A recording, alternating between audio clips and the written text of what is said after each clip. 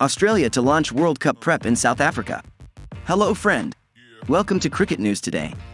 Here you will be informed about the main news about the world of cricket. Subscribe to the channel and be part of our community. Australia's men's team will return to South Africa for the first time since 2020 with 8 white ball matches locked in for August-September. The Australian men's team's first matches in South Africa since the pandemic will not be tests, but rather an 8-game white ball tour offering important preparation for this year's ODI World Cup.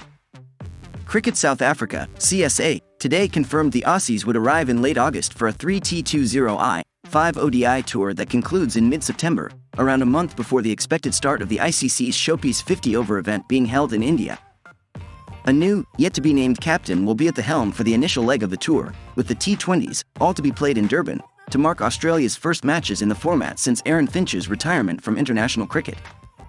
The one-day team then take on the Proteas in Bloemfontein, first to Otis, Potchefstroom, 3rd ODI, Centurion, 4th ODI, and Johannesburg, 5th ODI. It will be their penultimate opportunity to tune up for the ODI World Cup in a bilateral contest, with a further 3 one-dayers to be played against India before the tournament gets underway. It remains to be seen how many of Australia's multi-format players will be made available for the South Africa series. Test players will have close to a month off following the conclusion of the Ashes on July 31st, yet the intensity of a 6-test tour of the United Kingdom, which includes the World Test Championship final and 5 tests against England, in 8 weeks almost guarantees casualties. Test leader Pat Cummins is also captain of the ODI team, but has made it clear he will delegate the leadership at times in the 50-over format given the sheer volume of cricket played.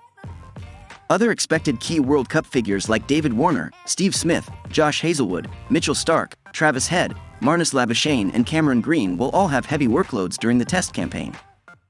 Marsh eyes all-rounder heaven at World Cup. A handful of likely limited-over squad inclusions, Mitch Marsh, Glenn Maxwell and Tim David among them, will be coming fresh from the UK's 100 competition. The final of that tournament is being played at Lord's 2 days before the first T20I in Durban. South Africa haven't yet qualified for October-November's ODI World Cup after pulling out of 3 matches against Australia last January due to a clash with their new domestic T20 league. Their passage into the tournament is dependent on Ireland losing one of their 3 ODIs against Bangladesh next week, but a 3-0 series win to the Irish would send the Proteas into a qualifying tournament in Zimbabwe in June to July. The SAW Tour is essentially a makeup for the 3-test campaign Australia pulled out of in 2021 due to pandemic, a decision that angered CSA at the time.